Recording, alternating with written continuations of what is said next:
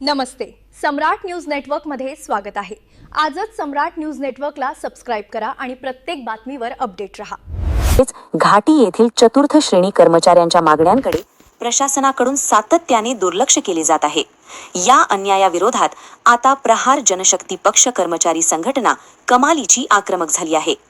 कामगार नेते राजेंद्र पोहाल यांनी प्रशासनाला निर्वाणीचा इशारा दिला असून कर्मचाऱ्यांचा संयम आता सुटल्याचे त्यांनी स्पष्ट केले आहे. पोहाल यांनी अत्यंत गंभीर आरोप केला आहे की काही कंत्राटदार राजकीय आश्रयाखाली बोगस कामे करत आहेत आणि प्रशासन त्यांना जाणीवपूर्वक पाठीशी घालत आहे. राजेंद्र पोहाल बोलताना म्हणाले, रुग्णसेवेत झटणाऱ्या कर्मचाऱ्यांवरच अन्याय होणे ही अत्यंत दुर्दैवी बाब आहे. जर प्रशासनाने तातडीने सकारात्मक निर्णय घेतला नाही तर आगामी काळात हे आंदोलन अधिक तीव्र होईल आणि याची सर्व जबाबदारी प्रशासनाची असेल. घाटी रुग्णालयातील स्वच्छता आणि संपूर्ण सेवा ही चतुर्थ श्रेणी कर्मचाऱ्यांवर अवलंबून असते.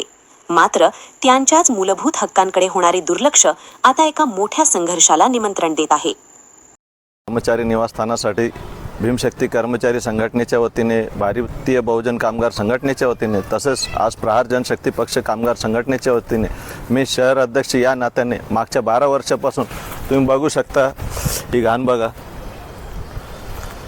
हे झाल्यानंतर या इकडं पुढे येऊ शकता तुम्ही.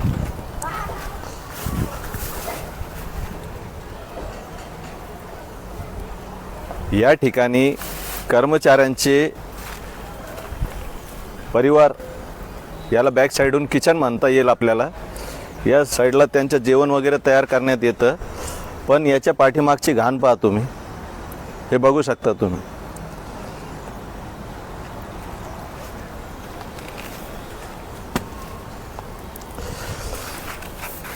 मागच्या 10-12 वर्षापासून आपण सतत पाठपुरावा करत आहे, पण कोणताही अधिकारी, अधिष्ठाता किंवा लोकप्रतिनिधी याकडे लक्ष देत नाही.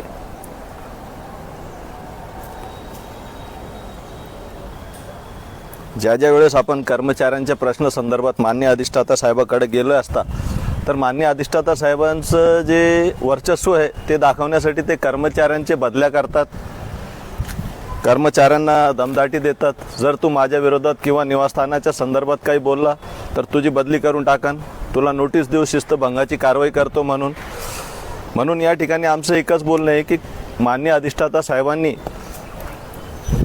चतुर्श्रेणी कर्मचाऱ्यांच्या निवासस्थानाकडे लक्ष द्यावे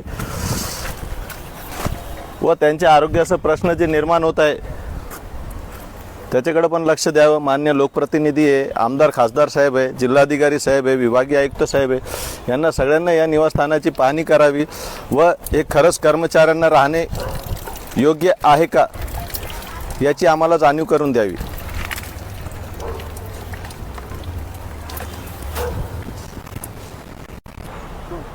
साहेब, आपण आता इथे कचऱ्याचा आणि असुविधाचा उल्लेख केलेला आहे, पण कचरा हा इथे राहणारे रहिवासी आणि जे रहिवासी म्हणजे कर्मचारी जे आहेत तेच कचरा करतायत असं वाटत नाही का?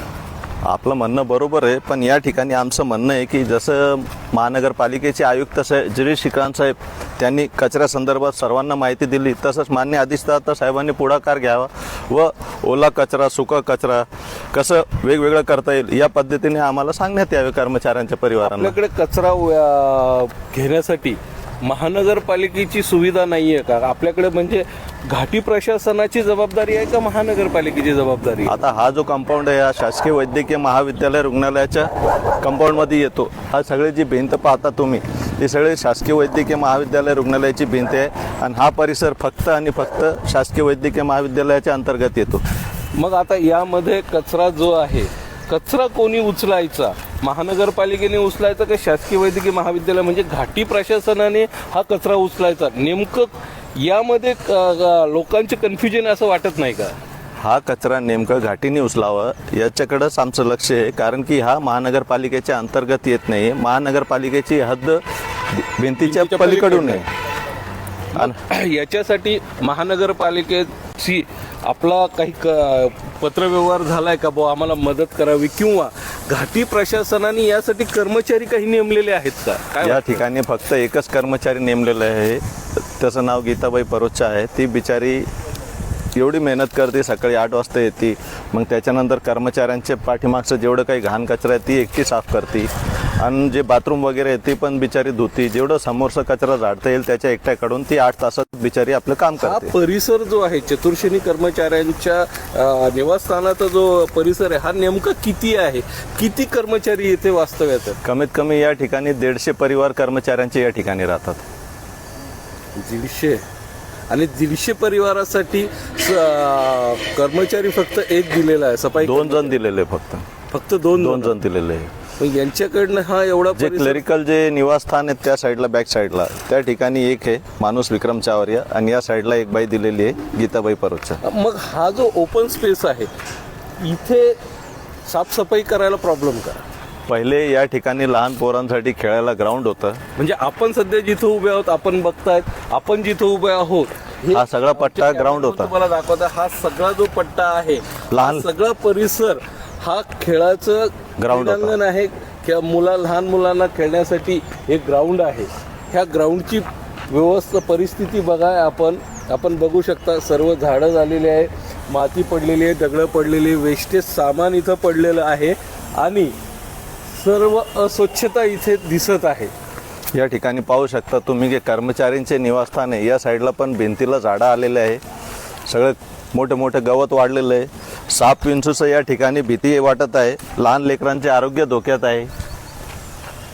आपण असं म्हणताय लहान मुलांचं आरोग्य धोक्यात आहे, तुम्ही स्वतःच आरोग्य कर्मचारी आहात, तुमचंच आरोग्य स्वतः धोक्यात असल्यामुळे याबाबत अधिष्ठातांनी आपण इकडे एवढं आता सांगितलं का आपण एवढ्या वर्षापासून पाठपुरावा करताय, आतापर्यंत याकडे लक्ष का दिलं गेलेलं नाही, याचं कारण काय असेल? अधिष्ठाता साहेबाकडं कर्मचाऱ्यांसाठी वेळच नाही. आपण बघू शकता की मान्य अधिष्ठाता साहेबाचे मुंबई दौरे, त्याच्यानंतर बाहेर विदेशी दौरे, त्याच्यानंतर इरकॉन परिषद, हे परिषद, याच्यामध्येच त्यांचा वेळ आहे. मागे एका कर्मचाऱ्याने आपल्या कर्मचाऱ्यांच्या विविध मागण्यांसाठी घाटी रुग्णालयात आंदोलन केलं होतं, त्यांना बडतर्फ केल्या गेल्याची माहिती आहे. हे योग्य आहे का? म्हणजे ही योग्य जो नाही. तुमच्या विरोधात आवाज उठवेल त्याला बडतर्फ केलं जातं, असा काही प्रकार आहे का? हा लोकशाहीचा अपमान आहे. जे मान्य अधिष्ठाता साहेबांनी जे केले आहे ते असंवैधानिक आहे. संविधानात अधिकार आपल्याला दिलेले आहे की आपल्यासाठी, कर्मचाऱ्यांसाठी, स्वतःसाठी न भांडता जे पदाधिकारी त्यांना बडतर्फ करण्यात आलेले आहेत त्यांनी आपल्या स्वतःच्या हक्कासाठी न भांडता त्यांनी कर्मचाऱ्यांचे प्रश्न या ठिकाणी मांडले. पण मान्य अधिष्ठाता साहेबांनी त्यांची हुकुमशाही त्या ठिकाणी गाजवलेली आहे आणि त्याच्या बाबतीत ते खूप प्रसिद्ध झालेले आहे. साहेब, आपण यासाठी वारंवार पाठपुरावा केलेला आहे. अधिष्ठातापासून जिल्हाधिकारी असतील, विभागीय आयुक्त असतील, संबंधित खात्याचे मंत्री असतील, मुख्यमंत्री असेल, इथपर्यंत आपण पत्रव्यवहार केलेला आहे. यावर अजून काहीच कारवाई झाली नाही का? मग मागचे जे अधिष्ठाता होते डॉक्टर काननबाला येळीकर, तसेच डॉक्टर वर्षा रोटे मॅडम, त्यांनी याकडे लक्ष दिलं होतं व त्यांनी या ठिकाणी ड्रेनेज लाईनचे कामं करून घेतले होते. पण आज मागच्या 10-15 वर्षापासून तुम्ही पाहताय, 8-10 वर्षापासून हे कामं कशा पद्धतीने झालेले आहे. यांना पुढं लाईनला सप्लायच नाही आहे. फक्त नवीन पाईप, जुने पाईप काढले, नवीन पाईप टाकले, बस झालं त्यांचं. साहेब, याबाबत सर्व मिळून सनी तुम्ही अधिष्ठातांना कधी भेटलात का याबाबत? अधिष्ठाता साहेबाकडे वेळच नाही ना कर्मचाऱ्यांना भेटायला, त्यांचे प्रश्न विचारायला, त्यांच्यासोबत चर्चा करायला. एक अशीही माहिती आहे का हे निवासस्थान पाडून, चतुर्श्रेणी कर्मचाऱ्यांचे हे निवासस्थान पाडून इथे नवीन निवासस्थान बांधण्यात येणार आहे. आम्ही तर त्या संबंधित तयार आहे, पण मान्य अधिष्ठाता साहेबांनी पहिले ज्या ठिकाणी आम्ही राहतो त्याची व्यवस्थित सोय करून दिली पाहिजे. त्याच्यानंतर आमचं जे नवीन निवासस्थान तयार करताय त्याला पण आम्ही तयार आहोत. काही लोकशाही मार्गाने आपण एका संघटनेशी रिलेटेड आहात, एका संघटनेचे शहर अध्यक्ष आहात, आपण काही आपल्याला जो संविधानाने अधिकार दिला त्यानुसार काही लोकशाही मार्गाने आपण आंदोलन करणार आहात का? संविधानाच्या अधिकाराखाली एका पदाधिकाऱ्याने या ठिकाणी आमरण उपोषण लावलं होतं कर्मचाऱ्यांच्या प्रश्नासंदर्भात, पण मान्य अधिष्ठाता साहेबांनी त्यांना बडतर्फ केलं. दुसरी गोष्ट अशी की मी ज्या वेळेस पत्रव्यवहार करतो किंवा पत्र पाठवतो तर हे पण मला त्यांनी पत्र दिलेलं आहे याच्यामध्ये उल्लेख केलेला आहे की जर तू पुढं कारवाई केली तर तुझ्यावरती शिस्तभंगाची कारवाई करण्यात येईल, तसंच तुला बडतर्फ करण्यात येईल, अशी मला धमकी देण्यात आलेली. आमची माहिती खरी असेल तर याबाबत पोलीस स्टेशनकडूनही आपल्याला प्रतिबंधित करण्यात आलं होतं. हो, 168 प्रमाणे आपल्याला नोटीस देण्यात आली होती मला. मग आता आपण पुढे यावर पर्याय काय काढायचा? आता उद्या माननीय नेते आमचे बच्चूभाऊ कडू यांच्यासोबत चर्चा झालेली आहे. येणाऱ्या 7-8 दिवसात आमचं एक भव्य मोठं आंदोलन या ठिकाणी उभं करण्यात येणार आहे. हे होते प्रहार जनशक्तीचे शहर अध्यक्ष, कामगार संघटनेचे शहर अध्यक्ष राजेंद्र पोहाल, जे कर्मचारी रुग्णांसाठी रात्रंदिवस एक करतात, रुग्णसेवेसाठी ज्यांनी स्वतःला वाहून दिलेले, ज्यांच्या 2-2, 3-3 पिढ्या इथे रुग्णांची सेवेमध्ये स्वतःला सामावून घेतलेलं आहे. त्यांनी अशांच्या निवासस्थानाचा मोठा गंभीर प्रश्न छत्रपती संभाजीनगर शहरातील घाटी रुग्णालयात आपल्याला बघायला मिळतो. एकीकडे देशाचे पंतप्रधान सर्वांना घर देण्याची घोषणा करत आहेत. मुख्यमंत्र्यांनीही राज्याच्या सर्वांना घर देण्याची घोषणा केलेली आहे. महानगरपालिकेच्या माध्यमातून घरकुल योजनेतून सर्वांना घर दिले जात आहेत. दुसरीकडे घाटी प्रशासन मात्र जे कर्मचारी आहेत त्यांच्याच निवासस्थानाला त्यांना सुविधा देण्यासाठी दिरंगाई करत आहेत. याबाबत प्रहार जनशक्तीचे शहर अध्यक्ष यांनी आता सांगितल्याप्रमाणे ते लोकशाही मार्गाने इथे मोठे आंदोलन उभं राहणार आहेत.